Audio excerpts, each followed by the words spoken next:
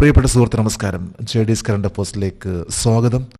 ഇന്ന് ജൂൺ 9, ഏറ്റവും ലേറ്റസ്റ്റ് ആയിട്ടുള്ള കറണ്ട് അഫേഴ്സുമായി ജെഡിസ് കറണ്ട് അഫേഴ്സ്.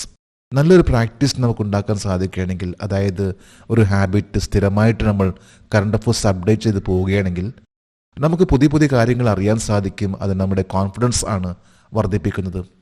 ഇന്ന് ജൂൺ 9 നമുക്ക് ഇന്നത്തെ ലേറ്റസ്റ്റ് ആയിട്ടുള്ള കറണ്ട് അഫേഴ്സിലേക്ക് പോകാം. ഒരു ന്യൂസ് ഹെഡിംഗ് ആണ്: Kerala's Public Health Lab develops molecular test kits for deadly amoeba. കേരളത്തിലെ പബ്ലിക് ഹെൽത്ത് ലാബ് മാരകമായ അമീബയ്ക്കുള്ള മോളിക്കുലർ ടെസ്റ്റ് കിറ്റുകൾ വികസിപ്പിച്ചെടുത്തു. ഇന്ന് നമുക്ക് അറിയാവുന്നതാണ്, അമീബ മൂലമുണ്ടാകുന്ന മാരകമായിട്ടുള്ള തലച്ചോറിനെ ബാധിക്കുന്ന രീതിയിലുള്ള ആ ഒരു അസുഖം, അതിനെ കണ്ടുപിടിക്കുന്നതിന് വേണ്ടിയുള്ള മോളിക്കുലർ ടെസ്റ്റ് കിറ്റുകൾ ആണ് വികസിപ്പിച്ചെടുത്തിട്ടുള്ളത്. നമുക്ക് ഈ കറണ്ട് അഫേഴ്സിന്റെ ഡീറ്റെയിൽസിലേക്ക് പോകാം. സ്വതന്ത്രമായി ജീവിക്കുന്ന 5 ഇനം അമീബകളെ കണ്ടെത്തുന്നതിനുള്ള മോളിക്കുലർ ഡയഗ്നോസ്റ്റിക് ടെസ്റ്റ് കിറ്റുകൾ വികസിപ്പിച്ചെടുത്തത് കേരളത്തിൽ നിന്നുള്ള ഏത് സ്ഥാപനമാണ്? സംസ്ഥാന പൊതുജനാരോഗ്യ ലാബോറട്ടറി. കേരളത്തിലുള്ള സ്റ്റേറ്റ് പബ്ലിക് ഹെൽത്ത് ലാബോറട്ടറിയാണ് 5 തരത്തിലുള്ള ഫ്രീ ലിവിംഗ് അമീബ, ഈ ഒരു അമീബയെ കണ്ടുപിടിക്കുന്നതിനുള്ള ഒരു കിറ്റ് വികസിപ്പിച്ചെടുത്തിട്ടുള്ളത്.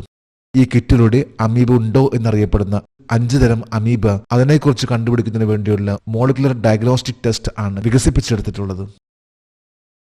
തലച്ചോറിനെ ബാധിക്കുന്ന മാരകമായ അമീബയായ അകാന്തമീബയുടെ സാന്നിധ്യം സ്ഥിരീകരിച്ചത് കേരളത്തിൽ നിന്നുള്ള ഏത് സ്ഥാപനമാണ്? സംസ്ഥാന പൊതുജനാരോഗ്യ ലാബോറട്ടറി. സ്റ്റേറ്റ് പബ്ലിക് ഹെൽത്ത് ലാബോറട്ടറിയാണ്. അതായത് വളരെ ഡേഞ്ചറസ് ആയിട്ടുള്ള അമീബ, ഇത് തലച്ചോറിനെ ബാധിക്കുന്ന അകാന്തമീബിയ എന്നറിയപ്പെടുന്ന ഈ ഒരു അമീബ വളരെ ഡേഞ്ചറസ് ആയിട്ടുള്ള ഒരു അമീബിയാണ്. ഇതിനെ കണ്ടുപിടിക്കുന്നതിന് വേണ്ടിയുള്ള ഒരു മോളിക്കുലർ ഡയഗ്നോസ്റ്റിക് ടെസ്റ്റ് കിറ്റ് വികസിപ്പിച്ചെടുത്തിട്ടുള്ളത്, ഡെവലപ്പ് ചെയ്തിട്ടുള്ളത് Kerala state public health laboratory. തലച്ചോറിനെ ബാധിക്കുന്ന മാരകമായ അമീബിക് എൻസെഫലൈറ്റിസ് ഏത് തരം ആണെന്ന് കണ്ടെത്തുന്നതിനായി കേരള സംസ്ഥാന പൊതുജനാരോഗ്യ ലാബോറട്ടറി ഒരു ടെസ്റ്റ് കിറ്റ് വികസിപ്പിച്ചെടുത്തു. Amoebic meningo encephalitis. Amoebic meningo encephalitis എന്നറിയപ്പെടുന്ന വളരെ മാരകമായിട്ടുള്ള ഒരു അമീബ, ഇത് തലച്ചോറിനെ ബാധിക്കുന്നത്. ഇത്തരത്തിലുള്ള അമീബിക് മെനിങ്കോ എൻസെഫലൈറ്റിസ് എന്നറിയപ്പെടുന്ന ഈ ഒരു അമീബയെ കണ്ടെത്തുന്നതിന് വേണ്ടിയുള്ള ഒരു ടെസ്റ്റ് കിറ്റ് ആണ്, ഡയഗ്നോസ്റ്റിക് ടെസ്റ്റ് കിറ്റ് ആണ് സ്റ്റേറ്റ് പബ്ലിക് ഹെൽത്ത് ലാബോറട്ടറി വികസിപ്പിച്ചെടുത്തിട്ടുള്ളത്. അടുത്തൊരു ന്യൂസ് ഹെഡിംഗ് ആണ്: റിപ്പോ റേറ്റ് റെഡ്യൂസ്ഡ്. റിപ്പോ നിരക്ക് കുറഞ്ഞു. റിസർവ് ബാങ്ക് ഓഫ് ഇന്ത്യയായിട്ട് ബന്ധപ്പെട്ട ഒന്നാണ് റിപ്പോ റേറ്റ്. ഇതിപ്പോൾ ഏറ്റവും ലേറ്റസ്റ്റ് ആയിട്ട് കുറഞ്ഞിരിക്കുകയാണ്. റിപ്പോ റേറ്റ് കുറയുന്നതോറും പലിശ കുറയുന്ന ഒന്നാണ്. നമുക്ക് കറണ്ട് അഫേഴ്സിന്റെ ഡീറ്റെയിൽസിലേക്ക് പോകാം. 2025 ജൂൺ 6 പ്രഖ്യാപിച്ച പുതിയ റിപ്പോ നിരക്ക് എന്താണ്? 5.5%. മിക്കവാറും എല്ലാ കോമ്പറ്റേറ്റീവ് എക്സാമിനും ചോദിക്കുന്ന ഒന്നാണ് റിപ്പോ റേറ്റ് ഇപ്പോഴത്തെ എത്രയാണെന്നും. റിപ്പോ റേറ്റ് ഇപ്പോഴത്തെ ഏറ്റവും ലേറ്റസ്റ്റ് ആയിട്ടുള്ള റേറ്റ് ആണ് 5.50%. ഇത് ബാങ്കുകളായിട്ട് ബന്ധപ്പെട്ട ഒന്നാണ്. പ്രത്യേകിച്ച് റിപ്പോ റേറ്റ് കുറയും തോറും ബാങ്കിലെ പലിശയും കുറയുന്നുണ്ട്. ഇന്ത്യയിലെ റിപ്പോ നിരക്ക് ആരാണ് നിയന്ത്രിക്കുന്നത്? Reserve bank of India. Reserve bank of ഇന്ത്യയാണ് റിപ്പോ നിരക്ക് അത് കൺട്രോൾ ചെയ്യുന്നത്. ബാങ്ക് ടു ബാങ്ക് ആയിട്ടുള്ള ഒന്നാണ്. അതായത് സാധാരണ ബാങ്കിന്റെ ആ ഒരു നിരക്ക് കുറയ്ക്കുമ്പോൾ ഓട്ടോമാറ്റിക്കലി ബാങ്കിൽ നൽകിയിട്ടുള്ള ലോൺ എല്ലാത്തിനും അതിൻ്റെ ഇളവ് വരുന്നുണ്ട്. 0.25% കുറവാണ് വരുത്തിയിട്ടുള്ളത്. 2025 ജൂൺ 6 റിപ്പോ നിരക്ക് 5.75% നിന്ന് 5.50% നിയന്ത്രിക്കാനുള്ള തീരുമാനം ആരാണ് പ്രഖ്യാപിച്ചത്? RBI governor Sanjay Malhotra. ഇപ്പോഴത്തെ RBI ഗവർണർ ആണ് സഞ്ജയ് മൽഹോത്ര. അദ്ദേഹമാണ് അറിയിച്ചിട്ടുള്ളത്. അതായത് 5.75% റിപ്പോ നിരക്കുണ്ടായിരുന്നത് 5.50% കുറച്ചൊരു കാര്യം ജൂൺ 6 പ്രഖ്യാപിച്ചിട്ടുള്ളത്. ജൂൺ 7 മുതൽ ഇത് പ്രാബല്യത്തിൽ വരുന്ന ഒന്നാണ് റിപ്പോ നിരക്ക്, പുതിയ റിപ്പോ നിരക്ക്. അടുത്തൊരു ന്യൂസ് ഹെഡിംഗ് ആണ്: Bihar sex ratio drops from 964 to 891 in 2 years, CRS data. 2 വർഷത്തിനുള്ളിൽ ബീഹാറിൽ ലിംഗാനുപാതം 964 നിന്ന് 891 ആയി കുറഞ്ഞു, CRS ഡാറ്റ. ബീഹാറിലെ ലിംഗാനുപാതം വളരെ ഡിഫറൻസ് ആയി വന്നുകൊണ്ടിരിക്കുകയാണ്. അതായത് ഇപ്പോഴത്തെ ലേറ്റസ്റ്റ് ആയിട്ടുള്ള കണക്കനുസരിച്ച് 891 പെൺകുട്ടികളാണ് 1000 ആൺകുട്ടികൾക്ക്. വളരെ വലിയൊരു ഡിഫറൻസ് ആണ് വന്നിട്ടുള്ളത് ബീഹാറിൽ. കഴിഞ്ഞ കുറച്ച് വർഷങ്ങളായിട്ട് തന്നെ പറയുമ്പോൾ ബീഹാർ ആണ് ഈ ഒരു കാര്യത്തിൽ വളരെ ഡിഫറൻസ് ആയിട്ട് വന്നിട്ടുള്ളത്. നമുക്ക് ഈ കറണ്ട് അഫയേഴ്സിന്റെ ഡീറ്റെയിൽസിലേക്ക് പോകാം. 2020 മുതൽ ജനനസമയത്തെ ലിംഗാനുപാതം സ്ഥിരമായി കുറയുന്നത് കണ്ട ഒരേയൊരു സംസ്ഥാനം ഏതാണ്? ബീഹാർ. ബീഹാറാണ് കഴിഞ്ഞ 2020 മുതൽ കണ്ടിരിക്കുന്ന ഒരു കണക്കെന്ന് പറയുമ്പോൾ ഓരോ വർഷം കഴിയുന്തോറും ലിംഗാനുപാതം അതിൻ്റെ ഡിഫറൻസ് കൂടി വരികയാണ്.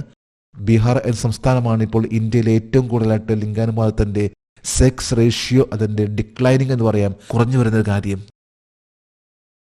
രജിസ്ട്രാർ ജനറൽ ഓഫ് ഇന്ത്യയുടെ 2022 സിവിൽ രജിസ്ട്രേഷൻ സിസ്റ്റത്തിന്റെ റിപ്പോർട്ട് അനുസരിച്ച് ബീഹാറിൽ ജനനസമയത്തെ ഏറ്റവും കുറഞ്ഞ ലിംഗാനുപാതം എന്താണ്? 1000 ആൺകുട്ടികളിൽ 891 പെൺകുട്ടികൾ ജനിക്കുന്നു.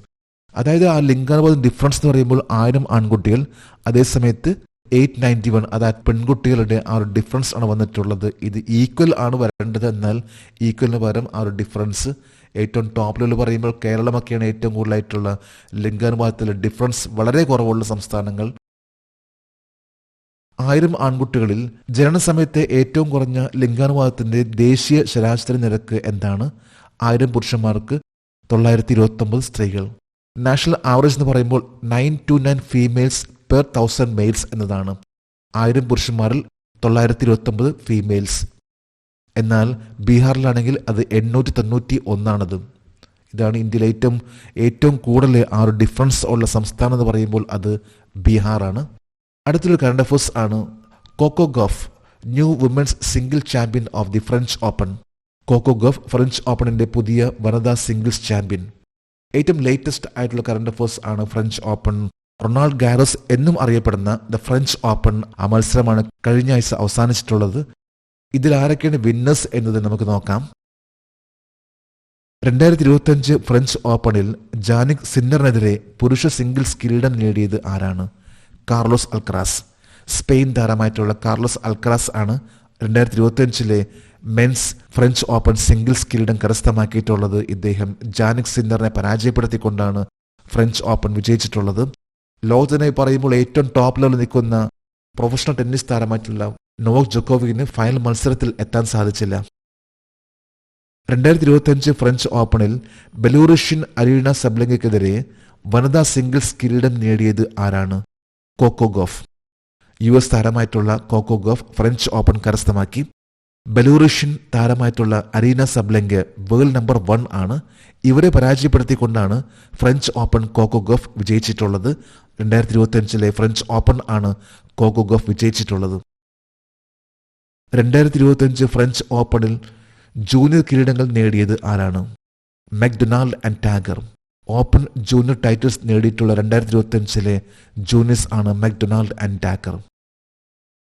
2025 ഫ്രഞ്ച് ഓപ്പണിൽ 2ാം സീഡ് അനിക് വാൻ കൂട്ടിനെ പരാജയപ്പെടുത്തി ഫ്രഞ്ച് ഓപ്പണിൽ 5ാമത്തെ വീൽ ചെയർ സിംഗിൾസ് കിരീടം നേടിയത് ആരാണ്? ജപ്പാനിലെ യുയി കാമിജി വീൽ ചെയറിലെ 5ാമത്തെ പ്രാവശ്യം കിരീടം കരസ്ഥമാക്കി. 2025 ഫ്രഞ്ച് ഓപ്പണിൽ വീൽ ചെയർ ഇനത്തിലാണ് വനിതകളുടെ യുയി കാമിജി ജപ്പാൻ ഈ കിരീടം കരസ്ഥമാക്കിയിട്ടുള്ളത്. 10 പ്രാവശ്യം ഗ്രാൻഡ് സ്ലാം നേടിയിട്ടുള്ള ഒരു പ്രൊഫഷണൽ ടെന്നീസ് താരമാണ് ജപ്പാന്റെ യുയി കാമിജി. പ്രധാനമായിട്ടും വരുന്ന ഒന്നാണ് മെൻസ് കിരീടം കരസ്ഥമാക്കിയത് ആര്? അത് പ്രാവശ്യം കാർലോസ് അൽക്കറാസ് ആണ്. 2ാമത്തേത് പറയുമ്പോൾ വിമൻസിൽ ആ കിരീടം കരസ്ഥമാക്കിയിട്ടുള്ളത് ആരാണ്? USA Coco Gauff. പരാജയപ്പെടുത്തിയിട്ടുള്ളത് ബെലൂറിഷ്യൻ താരമായിട്ടുള്ള ആരിയാന സബ്ലങ്കയാണ്. അടുത്തൊരു കറണ്ട് അഫയേഴ്സ് ആണ് Akashvani celebrates 90 glorious years. Akashvani 90 മഹത്തായ വർഷങ്ങൾ ആഘോഷിക്കുന്നു. ഏറ്റവും ലേറ്റസ്റ്റ് ആയിട്ടുള്ള കറണ്ട് അഫയേഴ്സ് ആണ്. നമുക്ക് കറണ്ട് അഫയേഴ്സിന്റെ ഡീറ്റെയിൽസിലേക്ക് പോകാം. ആകാശവാണി 90 വർഷം ആഘോഷിച്ചത് ഏത് തീയതിയിലാണ്? ജൂൺ 8.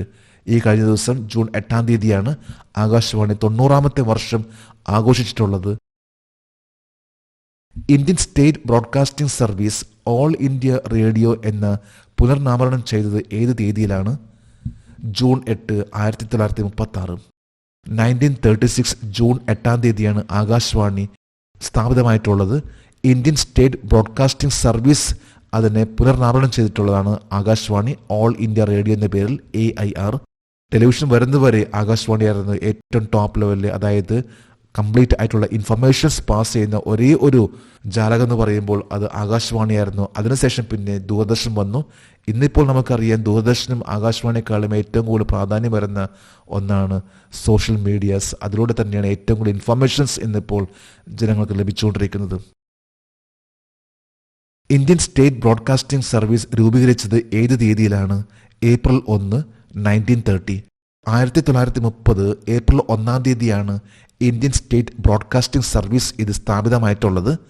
എന്നാൽ പിന്നീട് 1936 ജൂൺ 8 തീയതി ഓൾ ഇന്ത്യ റേഡിയോ എന്ന പേരിൽ അതിനെ റീനെയിം ചെയ്തു. ഇന്ത്യൻ സ്റ്റേറ്റ് ബ്രോഡ്കാസ്റ്റിംഗ് സർവീസ് അതിൻ്റെ റീനെയിം ചെയ്തിട്ടുള്ളത് 1936 ജൂൺ 8. ഇന്നിപ്പോൾ 90 ഇയേഴ്സ് ആയി കഴിഞ്ഞിരിക്കുന്നു. ഈ കഴിഞ്ഞ ജൂൺ 8 തീയതിയാണ് 90ാമത്തെ ആകാശവാണിയുടെ സെലിബ്രേഷൻ നടന്നിട്ടുള്ളത്. അടുത്തൊരു ന്യൂസ് ഹെഡിംഗ് ആണ് Magnus Carlsen clinches 7th Norway chess title. Magnus Carlsen 7ാം നോർവേ ചെസ് കിരീടം നേടി. കഴിഞ്ഞ ആഴ്ചയായിരുന്നു നോർവേ ചെസ് ടൂർണമെന്റ് നടന്നുകൊണ്ടിരുന്നത്. ഇതിൽ ഇന്ത്യ തന്നെ പറയുമ്പോൾ നിരവധി പ്ലേയേഴ്സ് ആണ് പങ്കെടുത്തിട്ടുള്ളത്. മാഗ്നസ് കാൾസൺ ആണ് 7ാമത് പ്രാവശ്യം നോർവേ ചെസ് കിരീടം കരസ്ഥമാക്കിയിട്ടുള്ളത്. നമുക്ക് കറണ്ട് അഫയേഴ്സിന്റെ ഡീറ്റെയിൽസിലേക്ക് പോകാം. 16 പോയിന്റുമായി നോർവേ ചെസ് ടൂർണമെന്റ് 2025 കിരീടം നേടിയത് ആരാണ്? Magnus Carlsen. നിരവധി പ്രാവശ്യം വേൾഡ് ചാമ്പ്യൻ ആയിട്ടുള്ള നോർവീജിയൻ പ്ലെയർ ആയിട്ടുള്ള മാഗ്നസ് കാൾസൺ 16 പോയിന്റ് നേടിക്കൊണ്ട് നോർവേ ചെസ് കിരീടം കരസ്ഥമാക്കി. 15.5 പോയിന്റുമായി നോർവേ ചെസ് ടൂർണമെന്റ് 2025 കിരീടം നേടിയത് ആരാണ്? അർജുൻ എറിഗാസി. അർജുൻ എറിഗാസിയാണ് 15.5 പോയിന്റ് നേടിയിട്ടുള്ളത്. 16 പോയിന്റ് നേടിയിട്ടുള്ളത് മാഗ്നസ് കാൾസൺ ആണ്. ഇതേ മത്സരത്തിലാണ് ഡി ഗുഗേഷ് മാഗ്നസ് കാൾസനെ പരാജയപ്പെടുത്തിയിട്ടുള്ളത് നോർവേ ചെസ് ടൂർണമെന്റിൽ. 2ാമത്തെ പ്രാവശ്യമാണ് ഒരു ഇന്ത്യൻ പ്ലെയർ മാഗ്നസ് കാൾസനെ പരാജയപ്പെടുത്തുന്നത്. ഇതിനു മുമ്പ് രമേശ് പ്രജ്ഞാനന്ദയായിരുന്നു മാഗ്നസ് കാൾസനെ പരാജയപ്പെടുത്തിയിട്ടുള്ളത്. ഇത് 2ാമത്തെ പ്രാവശ്യം ഡി ഗുഗേഷ് ആണ് പരാജയപ്പെടുത്തിയിട്ടുള്ളത്. വനിതാ വിഭാഗത്തിൽ നോർവേ ചെസ് ടൂർണമെന്റ് 2025 കിരീടം നേടിയത് ആരാണ്?